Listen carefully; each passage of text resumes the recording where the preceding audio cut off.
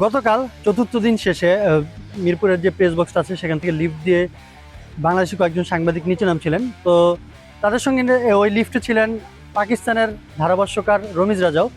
তিনি নামতে নামতে বাংলাদেশের সাংবাদিকদেরকে বলছিলেন এইটা খুব ভালো সময় বাংলাদেশ ক্রিকেটকে কাভার করার জন্য।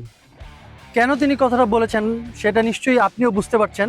সাম্প্রতিক সময়ে বাংলাদেশের যে পারফরমেন্স সেইটা একজন সাংবাদিক হিসেবে কাভার করা অথবা প্রতিপক্ষকে যখন সাংবাদিকরা প্রশ্ন করতে যান, তখন যখন তারা যেই টিমটাকে মেইনলি কাভার করেন সেই টিমটা যখন ভালো খেলে তখন নিশ্চয়ই একটা অন্যরকম আনন্দ থাকে। সেইটাই বোঝাতে গিয়ে রমিজ রাজা কথাটা বলেছিলেন।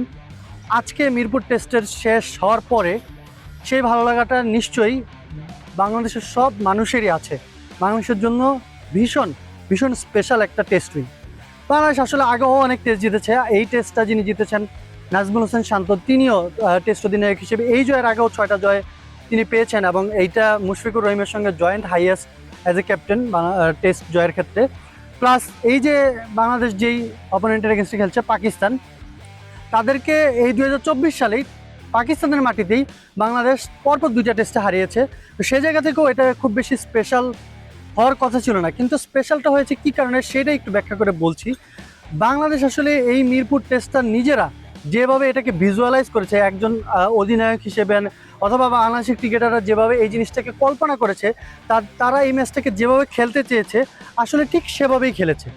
আপনার এই পুরো টেস্টের 4 দিনে অনেক ক্ষেত্রে মনে হতে পারে বাংলাদেশ কি এইটা আরেকটু ভালো করতে পারতো কিনা, ফোর্থ ডে শেষে বাংলাদেশের যে ব্যাটিংটা ছিল সেটাকে আরেকটু ফাস্ট হতে পারতো কিনা, বাংলাদেশকে আরও একটু আগে ডিক্লেয়ার করতে পারতো কিনা, নানান জনের এরকম অনেক কিছুই মনে হতে পারে। কিন্তু বাংলাদেশ আসলে শেষ পর্যন্ত দেখা গেল যখন মিরপুর টেস্টটা শেষ হলো, বাংলাদেশ সব কিছুই ঠিকঠাক করেছে। যখন ছাড়ার দরকার ছিল লাঞ্চের ঠিক আগে, বাংলাদেশ একটা তখনই ছেড়েছে এবং ইমামুল হককে তখনই বাংলাদেশ আউট করেছে, অর্থাৎ একটা উইকেট পেয়ে বাংলাদেশ লাঞ্চে গিয়েছে, সেটা একটা মোরাল ভিক্টরি ছিল। তারপর সেকেন্ড সেশনটা খুব একটা ভালো যায়নি, কিন্তু বাংলাদেশের অধিনায়ক নাজমুল হোসেন শান্ত তিনি সংবাদ সম্মেলনে ছিলেন। তার একটা বিশ্বাস ছিল যে তার দলের যারা পেসার আছেন তারা একটা কিছু ঘটিয়ে ফেলতে পারবেন এবং সেইটা আলটিমেটলি ঘটিয়েছেনই। 7টা উইকেট বাংলাদেশ এই মিরপুর টেস্টের শেষ দিনের শেষ সেশনে গিয়ে 7টা উইকেট নিয়েছে এবং এর মধ্যে 5টাই নিয়েছেন নাহিদ রানা। এই নামটা গত কয়েকদিনে আপনারা অনেক বেশি শুনেছেন, অনেকবার কথা হয়েছে গত কয়েকদিনে, বিশেষত তার যে পেস, তিনি অন্য প্রতিপক্ষের জন্য যে ভয়টা ধরাতে পারেন, সব মিলিয়েই তাকে নিয়ে অনেক কথা হয়েছে এবং সেই কথাটা যে একদমই যথোপযুক্ত হয়েছে সেইটা কিন্তু নাহিদ এই টেস্টে খুব ভালোভাবে, বিশেষত এই লাস্ট সেশনে প্রমাণ করে দিয়েছেন। একটা স্পেশালিটি তো নাহিদেরও ছিল, নাহিদের পেস আছে অবশ্যই, কিন্তু একটা জিনিস যেটা যে তিনি যে এক্সপ্রেস বলার, তিনি যে কোনো মুহূর্তে ম্যাচের পুরো সিনারিওটা চেঞ্জ করে দিতে পারেন, সেইটা কিন্তু নাহিদ আরও একবার প্রমাণ করেছেন। এই মিরপুর টেস্টের শুরু থেকে যদি চিন্তা করি, এই টেস্টের শুরু থেকে অনেক বাংলাদেশকে অনেক কাঠখড় পুড়িয়ে আসতে হয়েছে। নাজমুল হোসেন শান্ত অধিনায়ক, তিনি দুর্দান্ত ছিলেন 2টা ইনিংসেই এবং একটা ইনিংসে তিনি সেঞ্চুরি করেছেন। আর আজকে তিনি সেঞ্চুরি আগেই আউট হয়ে গিয়েছেন এবং কিন্তু তার যে ওভারঅল যে ব্যাটিংটা সেইটা কিন্তু বাংলাদেশকে একটা বিরাট অ্যাডভান্টেজ দিয়েছে। প্লাস মুমিনুল হক বলেন, মুশফিকুর রহিম বলেন, তারা যেভাবে ব্যাটিং করেছেন, বাংলাদেশ আসলে পুরো টেস্টটাই ডমিনেট করেছে এক্সেপ্ট সেকেন্ড ডেটা। পাকিস্তানের যে 2জন ডেবিউট্যান্ট ছিলেন আজান ওয়াইস এবং আবদুল্লাহ ফাজাল, এই 2জন ওই দিন খুব ভালো ব্যাটিং করেছিলেন এবং সেই সময়টা ছাড়া বাংলাদেশ পুরো টেস্টই আসলে একেবারেই ডমিনেট করে টেস্টটা খেলেছে।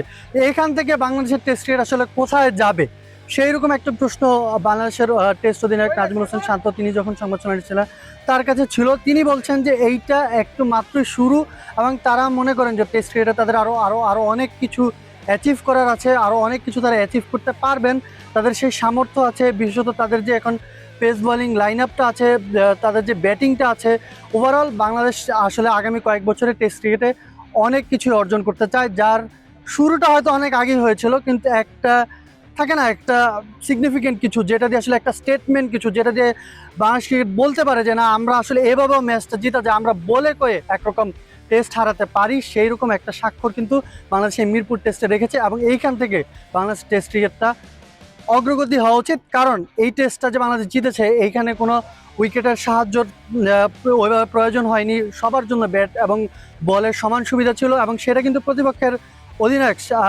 শান মাসুদ তিনিও সংবাদ সম্মেলনে এসে বলে গেছেন যে শেষ দিন পর্যন্ত উইকেটটা সবার জন্যই সমান ছিল। তো বাংলাদেশ আসলে দেখিয়েছে যে বাংলাদেশ ম্যাচটা জিততে হলে ওই রকম কোনো মানে উইকেটে সেরকম কোনো সাহায্য ছাড়াও, হোম কন্ডিশনে সেরকম কোনো সাহায্য ছাড়াও বাংলাদেশ টেস্ট জিততে পারে।